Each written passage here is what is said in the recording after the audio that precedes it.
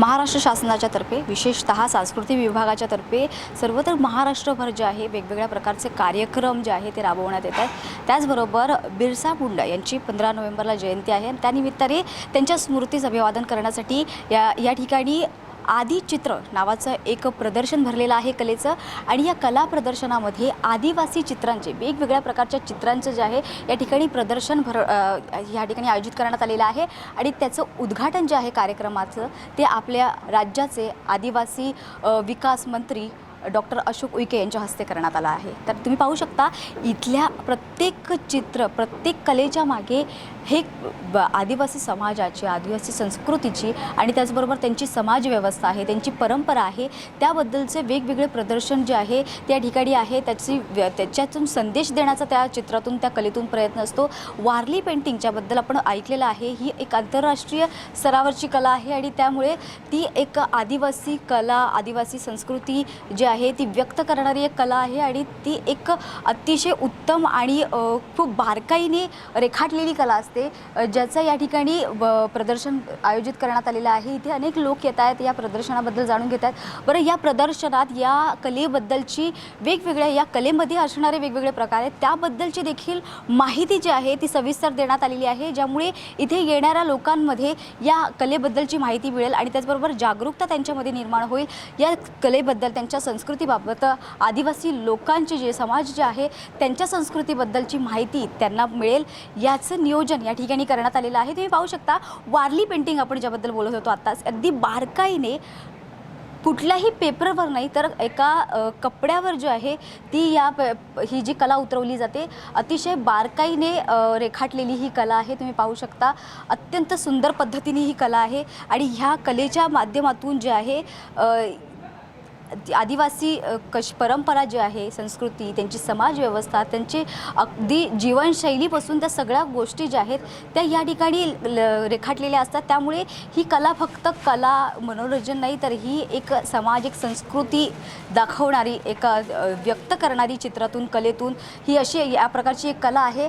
आणि तुम्ही पाहू शकता या ठिकाणी एक यातला कलाकार जे आहेत आदिवासी त्यांना विचारूया की नेमकं कशा प्रकारची कला आहे नेमकं काय आहे या कलेचं महत्त्व काय सांगाल सर। नमस्कार सर्वप्रथम तुमचं नाव सांगा आणि तुम्ही कुठून आलात हे सांगा। मी दत्ता नाईक अलिबाग तालुक्यातून आलेलो आहे कारण मी PVTG म्हणजे अतिमागास ज्याच्यामध्ये शासनाने हे केलेलं आहे की अतिमागास म्हणजे अनुसूचित जमाती आणि अनुसूचित जाती ह्याच्यामध्ये मी येतो त्याच्यामुळे मला हे सगळं ट्रायफेडच्या माध्यमातून शिकवलं गेलं आणि तेव्हापासून मी हा व्यवसाय करायला लागलो।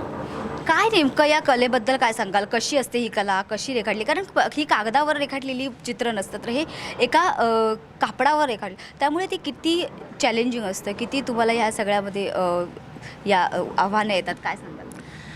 एकतर ही जीवनशैली म्हणजे आमचं जे रोजची दिनचर्या आणि प्रत्येक कलेमागे म्हणजे जो आम्ही चित्र काढतो मागे एक स्टोरी असतो त्याची की शेतावर जाणारी माणसं असतील नांगरणी करणारी माणसं असतील झाडावर चढणारा माणूस असेल जी आमच्या जीवनाशी निगडीत असते तेच आम्ही ह्याच्यामध्ये रेखाटत असतो।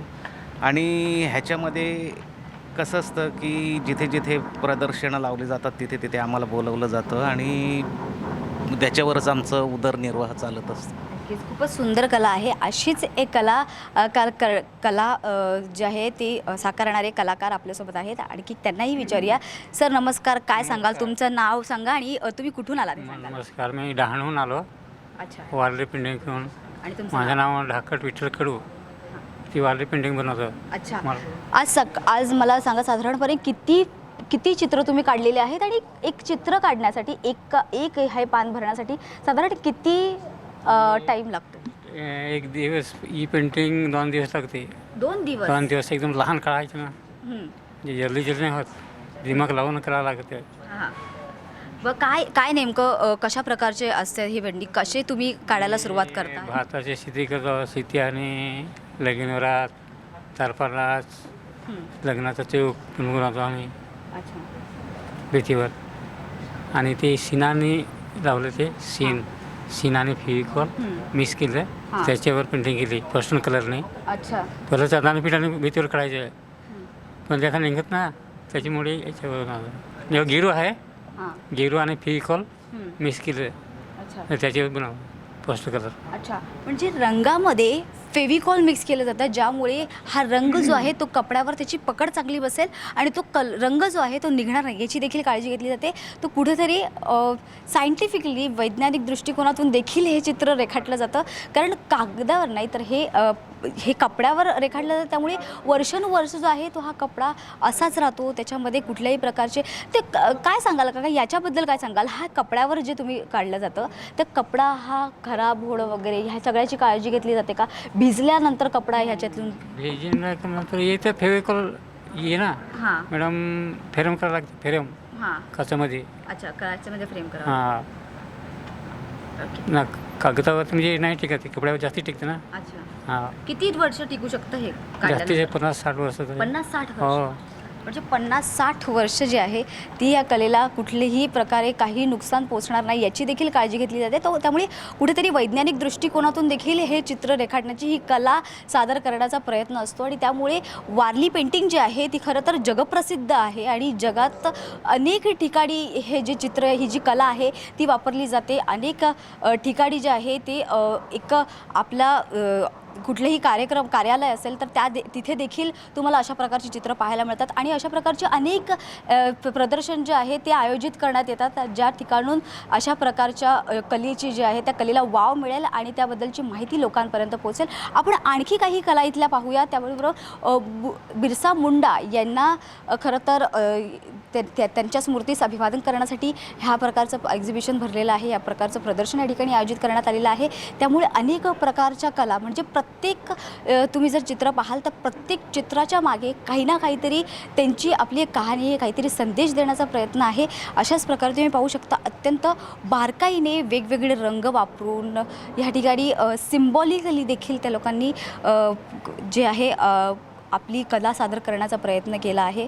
अनेक वेगवेगळे रंग वापरून, त्याचबरोबर त्यांची कला, त्यांची संस्कृती, त्यांची परंपरा दाखवणारी, त्यांचा समाज व्यवस्था आहे त्याच्यात काय त्यांचं महत्त्व आहे हे दाखवणारी प्रत्येक कलाकृती जी आहे ती अत्यंत सुंदर आहे. अत्यंत आकर्षक अशी चित्र या ठिकाणी रेखाटलेली आहे. त्यात वापरणारे रंग तुम्ही पाहू शकतात. वेगवेगळ्या धाटणीचे जे आहेत ती कला या ठिकाणी सादर केलेली आहे. लहान मोठ्या वेगवेगळ्या पक्ष्यांचे, प्राण्यांचे, विशेषतः आदिवासी जे आहे आदिवासी जी संस्कृती आहे त्यामध्ये महत्त्व असतं ते म्हणजे निसर्गाला. कारण हा संपूर्ण समाज जो आहे तो निसर्गाशी अत्यंत नाळ बांधलेला आहे आणि त्यामुळे निसर्गाशी जुडलेली प्रत्येक गोष्ट ही त्यांच्या कलेमध्ये झळकत असते आणि त्यामुळे ही कला जी असते ती संपूर्ण आधारित असते ते म्हणजे त्यांच्या इथल्या शेतीवर, त्याचबरोबर प्राण्यांवर. त्यामुळे प्राणी, पक्षी, झाडं, झुडपं, शेती ह्या सगळ्या गोष्टींचा समावेश जो आहे तो या ठिकाणी आदिवासी जो आहे कलेमध्ये ह्या पाहायला मिळतो आहे. वेगवेगळ्या प्रकारचे तुम्ही पाहू शकता.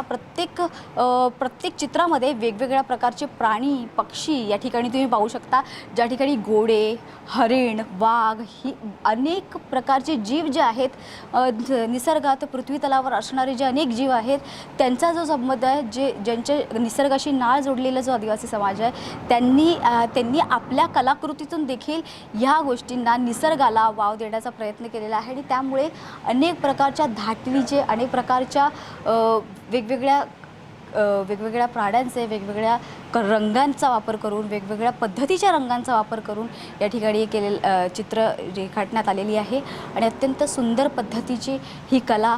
त्याचबरोबर प्रत्येक कलेबद्दलची माहिती देखील या ठिकाणी देण्यात आलेली आहे. जसं पिठोरा पेंटिंग, हे जे घोड्यावर स्वार हे जे चित्र तुम्ही अनेक ठिकाणी आता आपण पाहिलेत तर त्याच्याबद्दलची, त्याला नेमकं काय म्हणतात, त्याचं नाव काय आहे, पिठोरा पेंटिंग ज्याला म्हणतात, चित्र म्हणतात ज्याला, आणि ती गुजरातची नाळ जोडलेली आहे, गुजरातच्या आदिवासी समाजाची नाळ जोडलेली आहे त्याची आणि त्याच्यामुळे त्या कलेचं देखील काय नेमकं महत्त्व आहे हे देखील त्यांनी अगदी सविस्तररित्या सांगितलेलं आहे. त्यामुळे कुठल्याही प्रकारे लोकांना न कळण्याची कुठलाही प्रश्न उद्भवत नाही, कारण त्यांनी त्याबद्दलची माहिती दिली.